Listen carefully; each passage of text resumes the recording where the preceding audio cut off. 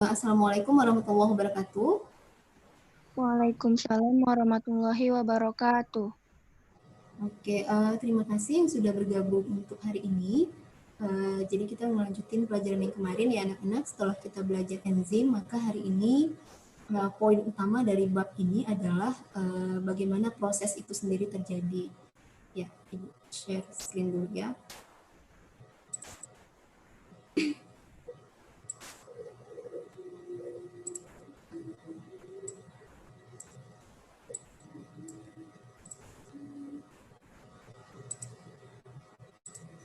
Oke, iya. Jadi kemarin kan kita udah bahas ya keterlibatan beberapa pendukung dalam proses metabolisme ya yang utama itu kan kemarin kita udah bahas enzim bagaimana dia bekerja dan terlibat dalam suatu proses metabolisme. Dan kalau kalian lihat di gambar ini kan metabolisme itu sendiri sebenarnya terbagi jadi dua. Jadi ada anabolisme, ada katabolisme. Nah, dari bagian ini kalian bisa melihat bahwa kalau anabolisme berarti kita sedang menggabungkan ya senyawa-senyawa sederhana menjadi satu bentuk yang lebih kompleks. Nah, ini nanti namanya adalah fotosintesis. Nah, kebalikannya, kalau katabolisme, kita sedang merombak molekul kompleks ini menjadi, kan tanda panahnya kemari ya, menjadi senyawa-senyawa yang sifatnya lebih sederhana. Nah, jadi seperti itu. Nah, untuk hari ini kita mau membahas katabolismenya dulu ya, anak-anak. Ya. Nah, jadi si katabolisme itu sendiri nanti ada dua ya. Kalau bahasa atau istilah lainnya nanti adalah respirasi seluler. Nah, ini sedikit berbeda dengan respirasi yang kalian pelajari di kelas 11. Nah, karena respirasi yang kita pelajari hari ini sudah pada tingkat seluler. Nah, jadi sudah pada tingkat organel, pada selnya, bukan lagi level organ. Nah, seperti itu. Nah, jadi kan lihat di sini ada dua ya, ada aerob dan ada anaerob. Nah, nanti ini sangat aplikatif sekali anak-anak dalam kehidupan kita sehari-hari. Nah, jadi hari ini kita mau ngebahas yang anaerobnya dulu. Nah, anaerobnya dulu itu pun tidak akan habis semua karena ini reaksinya bakal panjang sekali. Ya, kita nanti akan bahas dua reaksinya dulu. Ya. Di awal tadi kan kita sudah sepakati ya bahwa yang namanya katabolisme itu adalah proses pembongkaran atau penguraian atau pemecahan atau pengecilan ya molekul yang sifatnya gede menjadi molekul yang lebih sederhana, lebih kecil. Nah, apa tujuannya? Ya tujuannya adalah untuk menghasilkan energi. Ya, jadi kalau di gambar ini ya supaya sanggup untuk karatean, supaya sanggup untuk taekwondo, supaya sanggup untuk ngerjain tugas, supaya kalian sanggup untuk berkedip bahkan, nah supaya jantung kita punya energi untuk berdetak, ya. Nah, itu semuanya butuh energi. Nah, energinya dari mana? Energinya dari proses pemecahan tadi, ya. Ya. Nah, tujuan pembelajaran kita hari ini itu cuma satu saja, Nak. Jadi kita pengen tahu nih sebenarnya tahapan-tahapan dalam proses pemecahan itu apa saja dan bagaimana, ya. Nah, jadi tadi kan ada 3 secara umum, nanti beberapa buku menyebutkannya 4. Nah, jadi ada reaksi antara namanya DO ya, dekarboksilasi oksidatif. Nah, tadi ada 4 ya, ada glikolisis, DO, ada siklus Krebs, dan yang terakhir adalah sistem transport elektron. Jadi hari ini kita bahas 2 dulu, ya. Ya. Jadi yang dimaksud dengan respirasi seluler tadi, nah ya, nah itu sebenarnya kalau kita bahasakan lebih mudah, nah bagaimana makanan yang kita makan, ya kan kalau kelas 2 udah belajar makanan ya, nah masuk dari mulut, pakai amilase dan sebagainya, kan ujungnya nanti adanya di usus halus. Nah, ketika di usus halus, dulu di kelas 2 kan belajar bahwa setiap sel yang ada di usus halus itu nanti akan menerima zat-zat makanan yang ukurannya sudah sangat kecil. Ya, jadi kalau kalian makan karbo, berarti karbonya bentuknya sudah monosakarida. Kalau kalian makan protein, berarti proteinnya sudah dalam bentuk asam amino. Kalau kalian makan lemak, berarti lemaknya sudah dalam bentuk asam lemak dan gliserol. Nah, jadi setiap sel akan menerima bentuk yang sederhana itu. Ya, setiap sel. Tidak harus sel lambung, tidak hanya sel usus. Nah, tapi seluruh sel, termasuk sel otak yang adanya di atas usus, termasuk sel jantung, termasuk sel mata, bahkan termasuk sel rambut. Makanya rambut bisa tumbuh, ya. Nah, jadi siapa yang bawa sampai ke atas? Nah, ingat ya, ada sistem sirkulasi, ada sistem peredaran darah. Nah, jadi darah lah yang nanti akan membawa sari-sari makanan. Sampai kemana? Sampai semua sel menerima itu. Ya, semua sel ya anak-anak, tolong digarisbawahi, sampai sel jempol pun akan menerima zat-zat makanan yang ukurannya sudah mikro tadi. Nah, begitu. Nah, jadi di bab ini, di kelas 3 ini yang kita bahas adalah apa yang terjadi setelah makanan itu berada dalam sel. Ya, mulai sedikit dinaikkan imajinasinya ya. Ya, mulai berimajinasi karena kita ini nggak bisa lihat sebenarnya. Nah, kita hanya mempelajari hasil temuan riset para ilmuwan yang tentunya sudah dibuktikan kebenarannya. Ya. Nah, seperti itu kira-kira. Ya, kalau tadi pagi makan roti, ya apa kejadian roti itu setelah ada di dalam setiap sel kita. Nah, jadi respirasi aerob dulu ya yang kita bahas. Nah, namanya aerob. Nah, kenapa aerob? Karena kita butuh oksigen dalam jumlah yang cukup. Nanti ada dalam kondisi sel itu tidak butuh oksigen atau dalam kondisi memang tidak ada oksigen dalam jumlah yang cukup, maka namanya anaerob. Jadi anaerob ini bukan berarti tidak ada ya. Nah, ada, bisa saja ada, tapi tidak mencukupi begitu. Nah, ini dalam kondisi normal saja. Kita makan sarapan, lontong tadi pagi, dan kita bisa bernafas dengan normal, maka kondisinya adalah aerob. Kecuali kita habis makan lontong, terus hidung kita disumbat, ditutup. Nah, itu akan anaerob. Bahkan bisa mati ini ya, kalau anaerob ini dipertahankan terus. Nah, jadi kalau sederhananya sih, ya sederhana reaksinya begini ya. C6H12O6 ini kan glukosa ya. Nah, glukosa atau nanti isomernya, apakah itu fruktosa, apakah itu maltosa ya. Pokoknya ya ini bentuknya yang sudah monosakarida aja. Kalau belum monosakarida, sel nggak akan menerima. Ya, nah silahkan kecilkan dulu jadi monosakarida. Nah inilah pekerjaan berat si enzim. Nah makanya enzim itu berperan sangat besar sekali dalam proses ini. Nah ditambah dengan 6O2, nah O2 inilah yang nanti akan berfungsi membakar si makanan ini ya menjadi CO2 dan H2O. Ya, ini kalau angka-angka ini kan kesetaraan reaksi saja dalam kimia. Ya, Ibu rasa kalian sudah paham ini kenapa 6, kenapa 6. Nah, ditambah dengan 36 ATP. Jadi kita bisa hitung tuh nanti 1 gram nasi yang kita makan itu akan jadi berapa ATP. Nah, maka kalau anak CTF makan nasi sampai 1 gunung, nah nanti dia bisa hitung berapa ATP yang dihasilkan. Dengan sekian ATP, dia tuh bisa ngapain aja. Gitu. Nah, ya. Nah, jadi kalau di sini kan 3 tahap tuh, ada glikolisis, ada siklus Krebs, dan ada sistem transport elektron. Nah, antara glikolisis mau ke siklus Krebs itu ada reaksi antara, nah, ya, namanya dekarboksilasi oksidatif. Beberapa buku menghilangkan ini, beberapa buku. Nah, beberapa buku menyebutkan.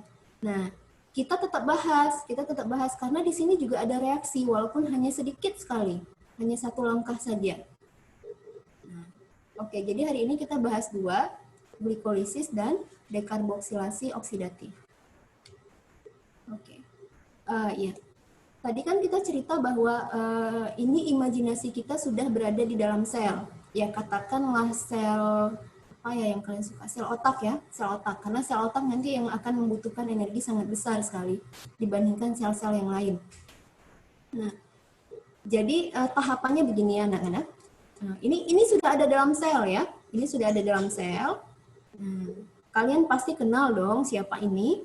Ya, ini namanya mitokondria. Nah, berarti di luar dari sini adalah sitoplasma atau sitosol. Ya, sitosol. Nah, jadi kalau di soal tuh mau kadang-kadang ditanya, glikolisis itu terjadi di mana? Ya, kalau ada pilihannya sitosol berarti sitosol. Kalau ada pilihannya sitoplasma berarti sitoplasma jawabannya. Ya. Nah, jadi dia masih di dalam di dalam sel tapi di luar mitokondria. Ini aktor utama kita, nah, mitokondria. Ya, dan kalian tahu di kelas 11 kalian belajar bahwa mitokondria yang ada di sel otak itu jumlahnya paling banyak. Nah, jadi jangan heran kalau kalian belajar malam, nggak ada kunyah-kunyahan, nggak ada cemil-cemilan, kan ngantuk. Ya, kenapa ngantuk? Ya karena mitokondria ini mesin ya, nak. Ini mesin penghasil ATP, mesin penghasil energi. Kalau dia tidak punya bahan untuk dia bakar, ya maka sel kita akan kekurangan energi dan kita akan ngantuk. Nah, kayak begitu. Nah, jadi glikolisis ini masih terjadi di dalam sitoplasma. Nah, kerjaannya ngapain? Mengubah glukosa menjadi asam pirufat. Hasilnya apa? ATP. Begitu. Ya. Nah, pas mau masuk ke siklus Krebs, jadi kan ini nyebrang ya. Dari sitosol mau ke dalam si mitokondria, dia nyebrang dari membran luar. Kan ada jembatan ya, ada penghalang, ada barrier yang harus dia tempuh. Disinilah terjadi DO. Nah, ya, maka beberapa buku menghilangkan DO. Nah, jadi DO itu cuma lompat ya dari luar ke dalam. Nah, terjadinya di mana? Di membran luar mitokondria. Ya, karena kalian harus benar-benar paham bahwa mitokondria punya dua membran, ya, membran luar dan membran dalam nih. Membran dalam nih yang bentuknya berleku-leku ini. Nah, begitu. Ya, supaya terimajinasikan dulu ya, nanti di mana sih sebenarnya cerita kita ini adanya di mana gitu. Nah, baru kemudian lanjut ke siklus Krebs. Ya, siklus Krebs yang sudah ada di dalam, yang kejadiannya di dalam si matriks mitokondria ini. Jadi udah di dalam banget dianya. Nah, sedangkan si transport elektron ini nanti dia keluar lagi. Ya, dari dalam sini keluar lagi ke membran dalamnya mitokondria. Nah, begitu. Oke, mudah-mudahan hari ini selesai ya si glikolisis. Nah, jadi kalian akan selalu nih ketemu dengan istilah ATP. Berapa ATP? Kalian makan apa? Daging, ayam, sayur, lodeh. Nah, berapa ATP yang dihasilkan? Nah, nanti bisa kita hitung. Nah, ATP itu sendiri apa, nak? Ya, ATP itu sendiri adalah adenosin trifosfat. Ya, trifosfat ini katanya molekul berenergi yang sangat tinggi. Nah, ya, punya energi dia. Jadi ketika dia putus-putus ikatannya itu dia akan menghasilkan energi yang kekuatannya sangat besar seperti itu. Oke. Nah, yang pertama adalah glikolisis. Nah, glikolisis ya sesuai dengan namanya, nak. Ini kan asal katanya glukosa sebenarnya. Lisis itu adalah pecah. Nah, jadi bagaimana kita memecahkan C6H12O6 itu menjadi ujung-ujungnya adalah asam pirufat. Nah, ujung-ujungnya hasilnya adalah NADH. Ujung-ujungnya hasilnya adalah ATP. Nah, ini sih soal nanti bentuknya. Jadi glikolisis itu hasilnya apa? 2 asam pirufat, 2 NADH, dan 2 ATP. Dari mana asalnya ini? Nah, itulah yang akan kita bahas hari ini. Nah, ya, dari mana asalnya? Ya. Nah, jadi waktu kita mau memecah glukosa itu nanti, nah kita ada invest dulu, invest ATP ya, invest energi. Artinya kita makai dulu ATP yang ada sebelumnya. Ibaratnya kita ngutang dulu. Nah, jadi nanti biar kalian tahu kenapa hasilnya 2, kenapa tidak 4, kenapa tidak 6 atau 8. Nah, karena di awal kita tuh ngutang dulu, nah, ngutang 2 ATP. Nah, maka kalian jangan heran kalau di awal-awal kita makan, kita ngantuk dulu. Karena memang belum ada hasilnya. Kita masih makai dulu energi sebelumnya. Sebelumnya mana? Ya, dari makan sebelumnya. Ya, kalian sarapan pagi. Dari mana kalian ngutang 2 ATP-nya? Dari makan malam. Ya, kalian makan malam, dari mana kalian ngutang ATP sebelumnya? Dari makan siang. Nah, sampailah nanti muncul pertanyaan, dari mana ATP pertama, ya kan? Ya, itu bagus tuh, nanti kita bahas tuh sampai evolusi nantinya ya. Ya, baru nanti kalian tahap pay off ya, tahap pembayaran, tahap pengembalian, tahap penghasilan. Nah, kenapa hasilnya jadi 2? Padahal nanti 4 harusnya, tapi kan kita bayar hutang 2 ya. Nah, ini reaksi lengkapnya. Ya, jangan ditolak dulu ya. Nah, mohon untuk jangan ditolak dulu. Ini nggak seribet yang kalian pikirkan kok. Ya, ini nggak seribet yang kalian pikirkan. Nah, jadi kita lihat di sini kan ada preparation phase, ada payoff. Nah, inilah yang tadi Ibu bilang, di tahap awal itu kita ngutang dulu. Mana ngutangnya ini nak? Ya, ya ini ngutangnya nih. Ini utang pertama kita, ini utang kedua kita. Nah, jadi kalian lihat ya, kalau kalian pusing melihat yang di sebelah sini, boleh lihat yang di sebelah sini. Tapi yang di sebelah sini pun tidak boleh diabaikan ya. Nah, pelan-pelan saja nak, pelan-pelan saja. Oke. Nah, lihat ya.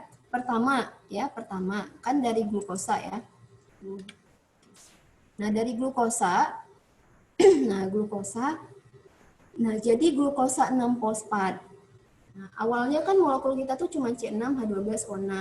Nah, jadi namanya berubah jadi glukosa 6 fosfat. Artinya kalau sudah ada glukosa 6 fosfat, berarti kita pakai satu fosfat. Ya, kita pakai satu fosfat. Nah, fosfatnya dari mana? Ya dari ATP. Nah, itu tadi yang Ibu bilang. Diambil, kan dia tri itu fosfatnya. Diambil satu, jadinya tinggal dialah ADP. Ya, tinggal ADP seperti ini. Nah, berarti namanya sudah berubah menjadi glukosa 6 fosfat. Pakai enzim tidak? Pasti dong, ya. Namanya heksokinase. Ya, kenapa heksa? Karena C-nya 6. C6H12O6. Nah, kan lihat nih, ini nama-nama enzimnya ya. Kalau reaksi nomor 1 mau kedua, berarti ini enzimnya, heksokinase. Nah, kemudian, nah, dirubah menjadi fruktosa 6 fosfat. Nah, di sini kita tidak pakai fosfat. Nah, di sini kita cuma merubah ya dari glukosa jadi fruktosa. Ini isomer. Kalau kalian belajar di kimia, antara glukosa dengan fruktosa itu isomer. Nah, isomer itu apa? Jumlah molekulnya sama, hanya bentuknya saja yang beda. Ya, Ibu rasa kalian tahu ini ya, karena sudah belajar di kimia. Nah, jadi tidak ada penambahan apapun dari glukosa 6 fosfat ke fruktosa 6 fosfat, hanya perubahan bentuk molekul saja. Apakah harus seperti ini? Iya. Namanya reaksi kimia tidak boleh dilangkahi. Nah, ini tidak boleh dilangkahi. Nah, pakai enzim tidak? Pasti enzimnya yang nomor 2, ya. Fosfoheksoisomerase. Ya, kalian jumpa istilah isomerase, artinya dua molekul ini berisomer. Nah, kemudian dari fruktosa 6 fosfat menjadi fruktosa 1,6 bifosfat. Sudah 1,6 ya, mungkin kalian di kimia tahu ya kenapa namanya glukosa 6 fosfat, berarti fosfatnya lengket di atom C nomor 6.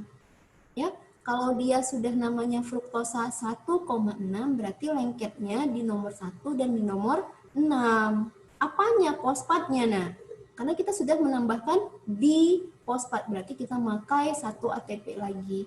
Hutang lagi 1. Jangan lupa ya sama hutang, kita sudah hutang 2. Oke. Dari 1,6 bifosfat, fruktosa 1,6 bifosfat berubah menjadi gliseraldehid 3 fosfat.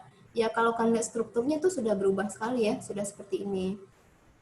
Ya, tidak ada penambahan fosfat, hanya saja ada perubahan bentuk. Pakai enzim tidak? Pakai dong, namanya aldolase. Dari 3 ke 4 ya.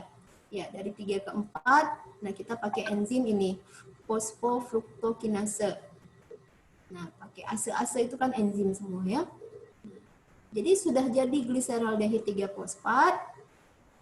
Ya. Nah, kalian lihat ya, bentar ya biar lebih gampang pakai yang ini aja. Sebentar ya. Oke. Bentar. Bentar. Bu mau nunjukin skema yang lebih gampang sebenarnya.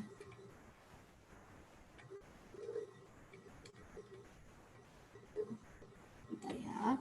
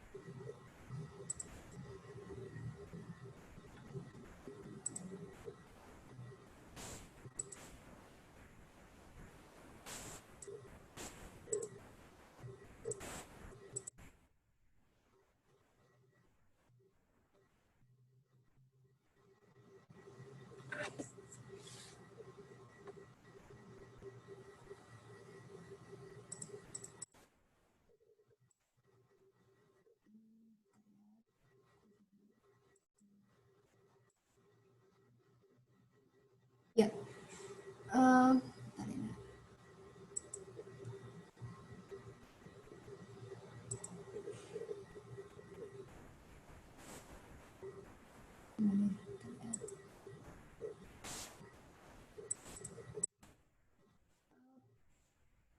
Share screen-nya masih kelihatan nggak? Masih, Bu. Masih ya, masih ya.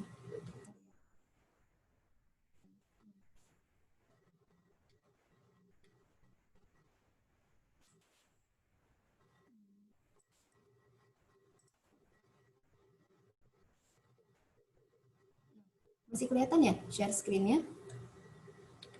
Masih, Bu.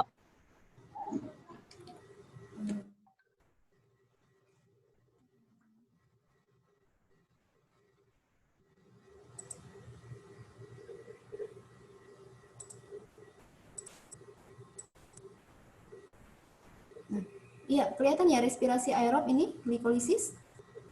Ya, Bu, kelihatan. Nah, kita pakai ini aja. Nah, jadi kalian lihat di sini ya, ketika dia sudah jadi fruktosa 1,6 bifosfat, nah jadi kan tadi dia berubah tuh.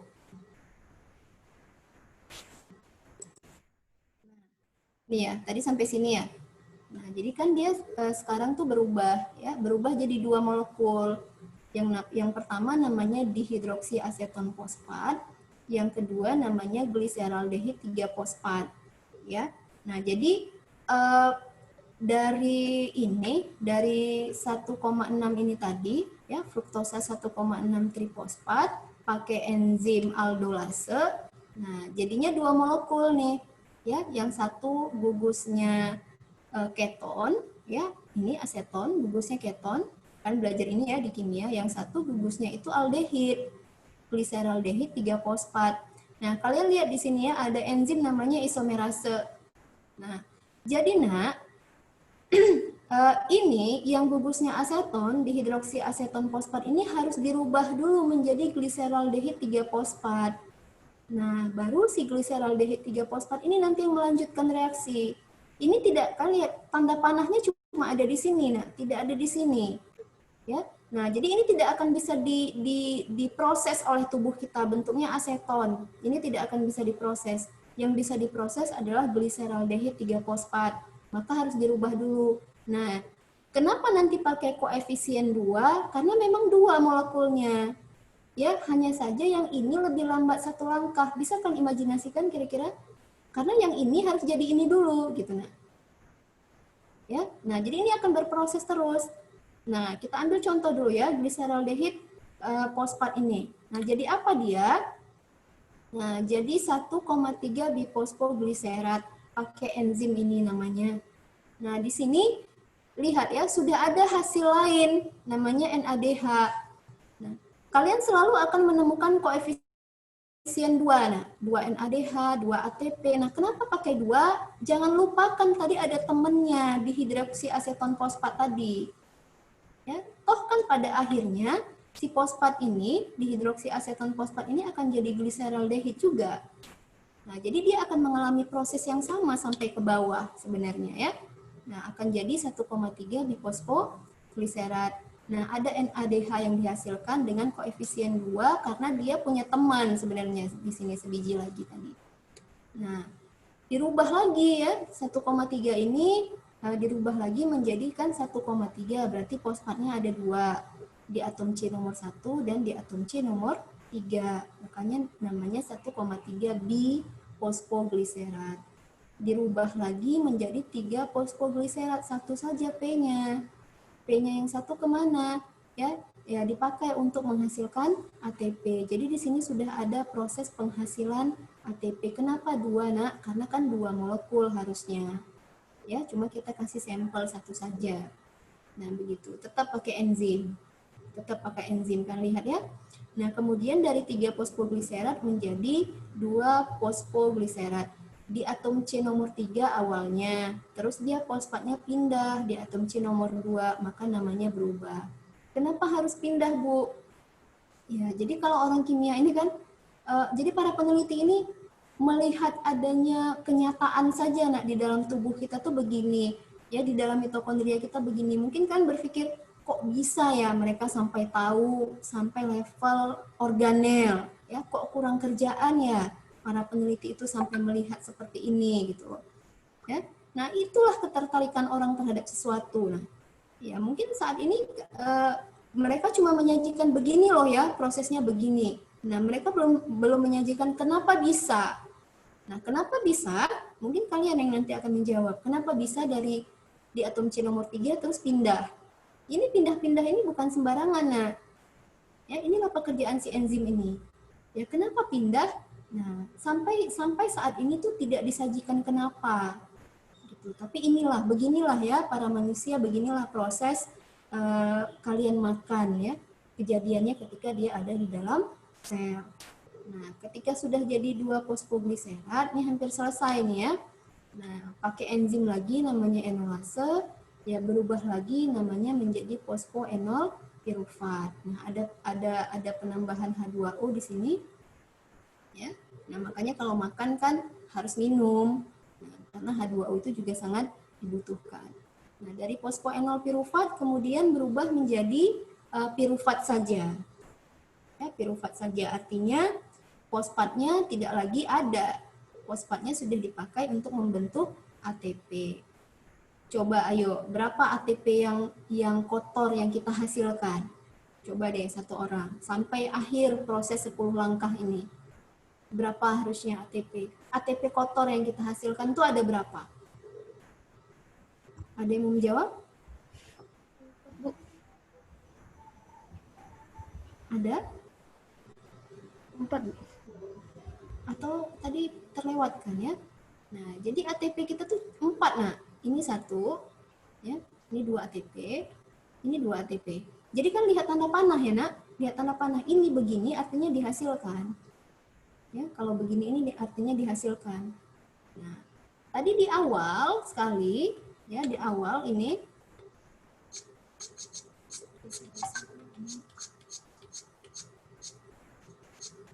ya.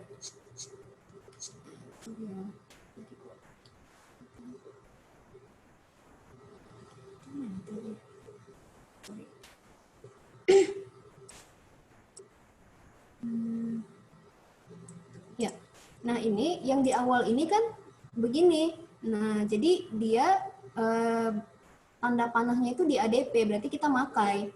Ya, berarti di sini kita masih makai, kita makai berapa? Kita makai 2. Nah, yang kita hasilkan berapa? Ini 2, terus 2 berarti 4. Nah, maka kita bayar hutang dong 2. Berarti total bersih ATP yang kita hasilkan ada 4. Itu di soal ya. Soal akan menanyakan hasil akhir saja. Biasanya. Ya, semoga dia nggak nanya tahapan ini. Nah, kemudian apa lagi yang dihasilkan? Ini jangan lupa ada 2 NADH. Karena ini bisa kita tukar menjadi ATP nanti di reaksi yang terakhir di transport elektron. Ini kayak emas batangan, ini tuh uang tunai. Kalau kalian mau belanja, ya bisa, tapi pakai ATP.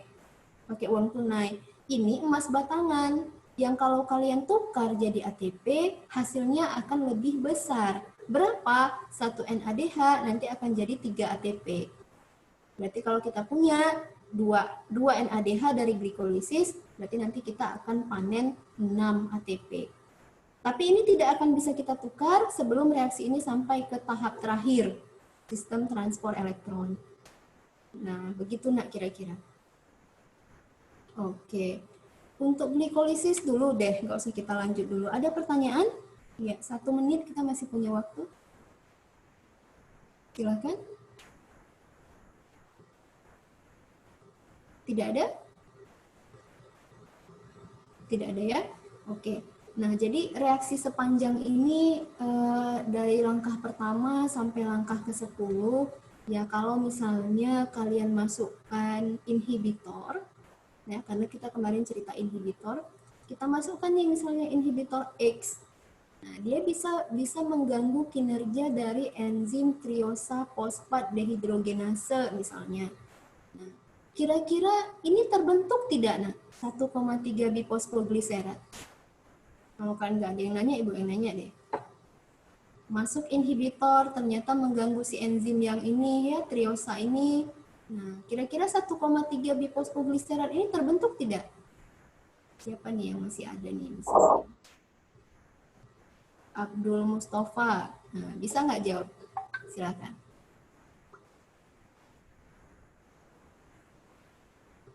Ada orangnya?